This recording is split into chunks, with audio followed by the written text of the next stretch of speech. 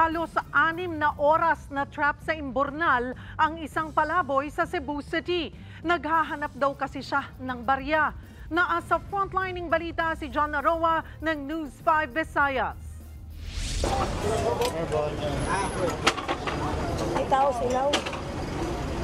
Pinagkaguluhan ng mga tindera sa bangketa ang imburnal na ito sa Barangay Senior Santo Niño sa Cebu City nitong linggo ng hapon. Nakita kasi nilang may lalaki sa loob ng imburnal. Narito sir, hindi na matingog.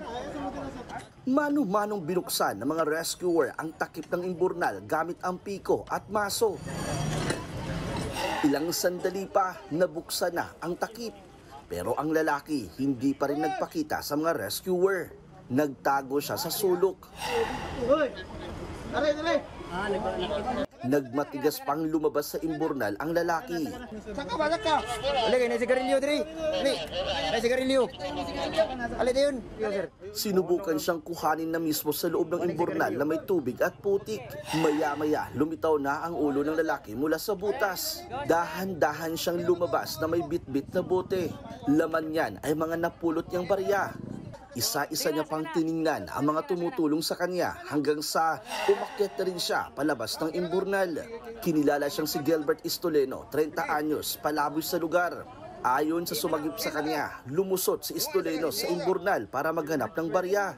He said na around 7:30 in the morning, naggutom na siya. Tapos naka-decide siya na what if papasok ko doon sa imburnal para humanap ng pera. Natrap siya doon. So almost 6 hours. Sabi niya dun sa lalaki, "Sir, pahingi ng sigarilyo, sir." Pagtingin ng lalaki, "Uy, may tao sa loob ng imburnal. Saan kaya ito pumasok?" Pinaliguan mga tauhan ng barangay ang naglilimahi na lalaki saka siya pinakawalan. Babala ng mga otoridad, delikado ang ginawa niya dahil posibleng masuffocate siya sa ilalim o di kaya ay tangayin ng agos ng tubig sa imburnal. Kung uulitin naman ito ni Istoleno, posible na siyang makulong. Nagbabalita mula sa frontline, John Aroa, News 5 Visayas. Mga kapatid, Cheryl Hosing po. Maging maalam at may pakialam sa mga napapanahong issue at headlines. Mag-follow at mag-subscribe na sa social media pages ng News 5.